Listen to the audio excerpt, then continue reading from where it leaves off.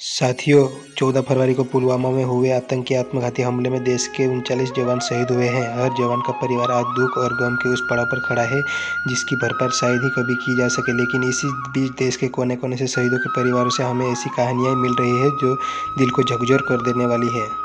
आज भी फ़ोन नहीं किया, मैं बात ही नहीं करूँगी। आज फ़ोन करेंगे तो भी नहीं, कम से कम वैलेंटाइन डे पे तो फूल ही भेज देते व्हाट्सएप पर नहीं, इन्हें कहाँ समय है हमारे लिए। पिछली बार तो मेरे द्वारा कड़ाई करके दिल बनाए हुए रुमाल से बंदूक को घूंघट ओढ़ाकर उसे चूमते हुए फ़ोटो भेजी थी।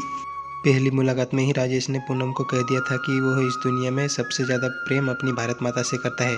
शायद यही कारण था कि वह पहली मुलाकात में ही पूनम राजेश से शादी के लिए हाँ कर दी थी। शादी के 10 दिन बाद ही राजेश वापस सरहद पर अपना फर्ज पूरा करने चल पड़ा था। हालांकि इन 10 दिनों में भी राजेश और पूनम केवल 3 दिन ही साथ तो रहे थे, लेकिन इन 3 दिनों में पूनम ने अपनी पूरी जिंदगी राजेश के साथ जी ली थी। वापस आने का वादा करके राजेश चला तो गया, लेकिन पूनम रोज राजेश के फोन के इंतजार में घंटों फोन के पास बैठी रहती। आज भी वह सुबह से राजेश के फोन का इंतजार कर रही थी। अतुर्वास वह अपनी सास को आवाज लगाकर पूछने लगी थी कि आपके बेटे का फोन आया क्या। तभी याद आया कि ससुर जी घर पर है, तो मुन्ने को सुलाकर धीरे से वह अपने कमरे से निकलकर सासू माँ के कमरे की तरफ बढ़ी।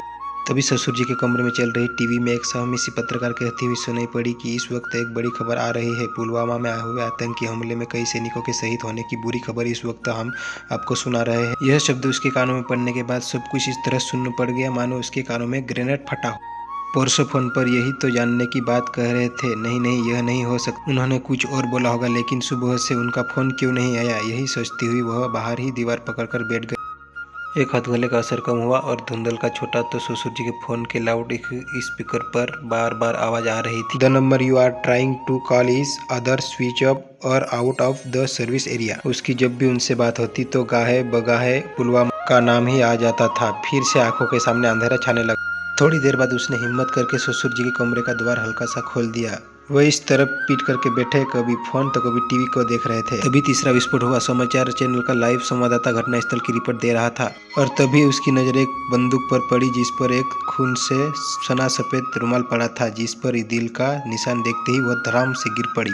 साथियों, पुलवामा में हुए आतंकी हमले में हम सबका मन आघात है। आज हम सभी देशवासियों के मन में इस हमले को लेकर आक्रोश है, लेकिन सिर्फ आक्रोश से काम नहीं चलेगा। देश प्रेम की अलग आज से देश के हर व्यक्ति तक पहुंचाने की आवश्यकता है। इस कहानी के माध्यम से हमारा उद्देश्य आपको शहीद के एक परिवार से रूबरू करवाने का था, ताकि देश प्रेम की अलग हर युवा में जाग सके। यह कहानी कैसी लगी कमेंट करके जरूर बताइए और अच्छी लगी तो वीडियो को शेयर और लाइक जरूर करें।